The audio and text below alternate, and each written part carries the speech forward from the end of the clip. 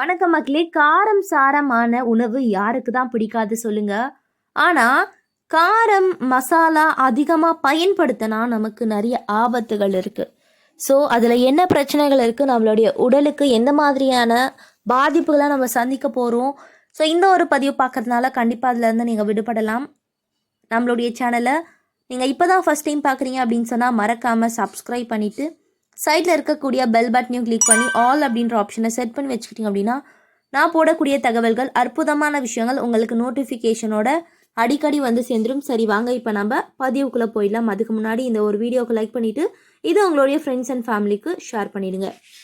இந்திய சமையல் அறைகளில் உள்ள பல அத்தியாவசியமான பொருட்களில் பட்டை, லவங்கம் போன்ற மசாலா பொருட்கள் அடங்கும். இவை வந்து சைவ மற்றும் அசைவ உணவுகளுடைய சுவையை அதிகரிக்க ரொம்ப அத்தியாவசியமான மசாலா கலவை. மேலும் வந்து நிறைய வீடுகளில் லவங்க, பட்டை, சீரகம், தனியா, ஜாதிக்காய், ஏலக்காய், மிளகாய், கிராம்பு போன்ற மசாலா பொருட்கள் ஒன்றாக அரைத்து பொடியாக்கி உணவில் சேர்த்து வருவாங்க. ஸோ பெரும்பாலான இந்திய உணவுகளை இது வந்து பார்த்திங்கன்னா ஒரு சிறந்த பகுதியாக இருக்கும். எந்த ஒரு உணவிலும் சமைத்து முடிக்கிறதுக்கு நேரத்துக்குள்ளே மசாலா நிறைந்த ஒரு பொருள் தான் நமக்கு வந்து உண்மையாகவே பிடிக்கக்கூடிய ஒரு விஷயமாக கூட இருக்கலாம்.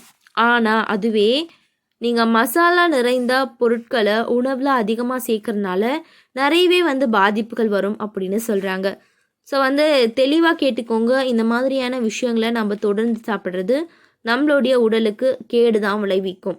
ஸோ காரம் சாப்பிட்றது நல்லது தான், ஆனால் அதிகமாக அதையே நம்ம சாப்பிட்டோம் அப்படின்னா ரொம்பவே வந்து பிரச்சனைகளை ஏற்படுத்தும் அப்படின்னு சொல்கிறாங்க. அதனால் காரமான உணவுகளை நீங்கள் தொடர்ந்து எடுத்துக்கிறத அவாய்ட் பண்ணணும் அப்படின்னு சொல்கிறாங்க.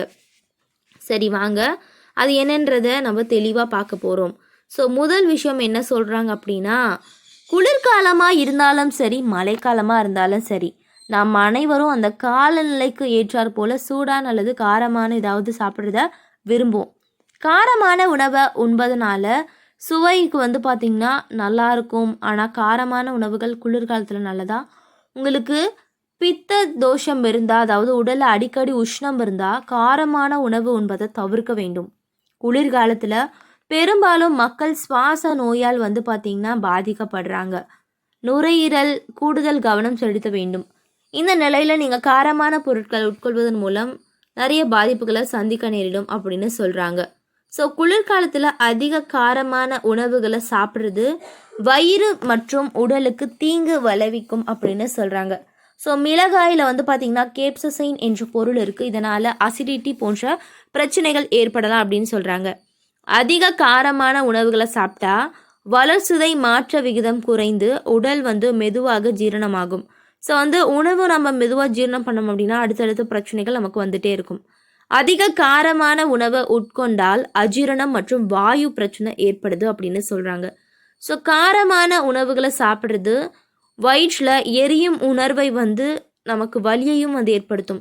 ஸோ அதிக காரமான உணவுகளை சாப்பிட்றது இரைப்பை சுரவியை சேதப்படுத்தும் மற்றும் தூக்கமின்மையை வந்து ஏற்படுத்தும் அப்படின்னு சொல்கிறாங்க.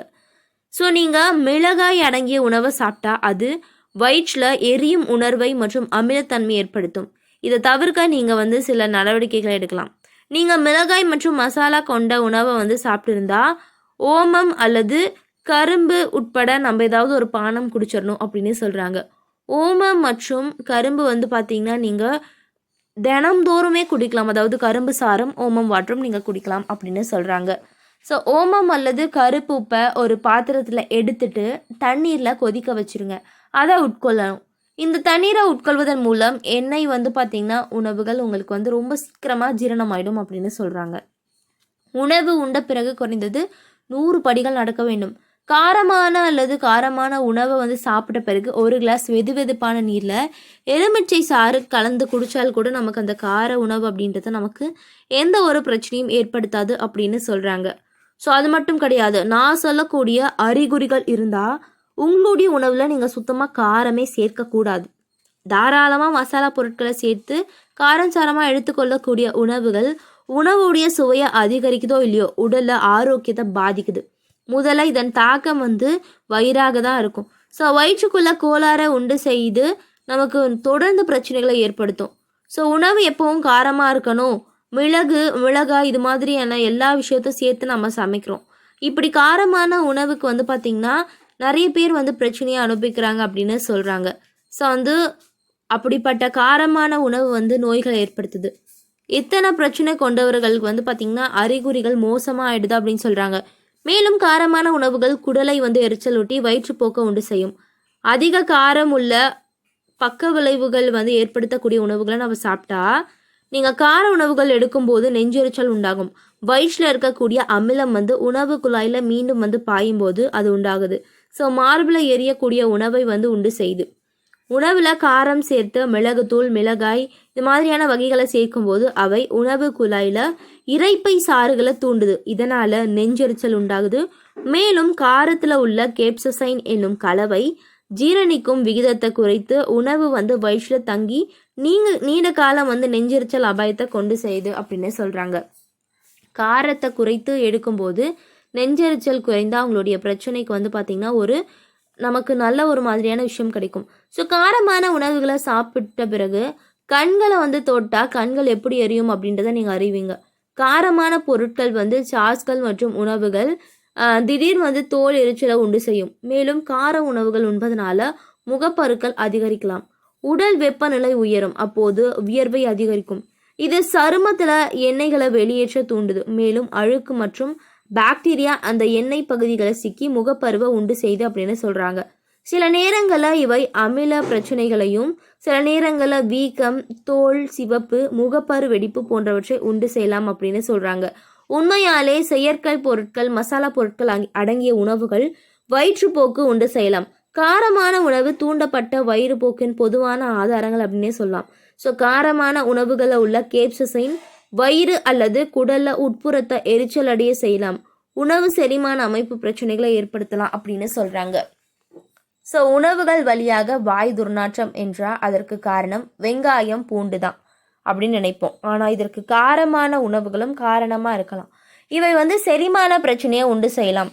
நெஞ்செரிச்சல் அனுபவிக்கும் போது வயிற்றில் அமிலம் வந்து உணவு குழாய் வழியாக மேல் நோக்கி நகரும். அப்போது வாயிலிருந்து துர்நாற்றம் வீசும். ஸோ வாயுவை உண்டாக செய்யும். அதனால் கார உணவுகளுக்கு பிறகு வாய் துர்நாற்றம் ஏற்படக்கூடிய அந்த ஒரு பிரச்சனை ஏற்படுது அப்படின்னு சொல்கிறாங்க. ஸோ காரமான உணவுகளை இரவில் மட்டும் சாப்பிடாதீங்க, அது நம்மளுடைய தூக்கத்தை கெடுக்கும் அப்படின்னு சொல்கிறாங்க. ஸோ தூக்கமின்மை உண்டு செய்யும். தூங்கும்போது வயிற்றில் உள்ளக்கூடிய அமிலங்கள் மீண்டும் வந்து உங்களை எழுப்பிடும். ஸோ இதனால் தூங்குவதுக்கு ரொம்ப கடினமாயிடும் அப்படின்னு சொல்கிறாங்க. எனவே காரமான உணவுகளை எடுத்துக்கிறது ரொம்பவே கெடுதல். அதனால் இனிமேலாச்சு அதிகமான காரம் சேர்த்த உணவுகளை நீங்கள் எடுத்துக்காம ஆரோக்கியமான உணவுகளை எடுத்துக்கோங்க. தினம்தோறும் வந்து எந்த மாதிரியான உணவுகள் எடுத்துக்கிறது நல்லது அப்படின்னு சொல்லிட்டு நான் அடுத்த பதிவில் உங்களுக்கு சொல்கிறேன். இது போன்ற தகவல்கள், அற்புதமான விஷயங்களை நீங்கள் தொடர்ந்து பார்க்கணும், கேட்கணும் அப்படின்னு சொன்னால் நம்மளுடைய சேனலை மறக்காமல் சப்ஸ்கிரைப் பண்ணிவிட்டு சைடில் இருக்கக்கூடிய பெல் பட்டனை கிளிக் பண்ணிக்கோங்க. நன்றி, வணக்கம்.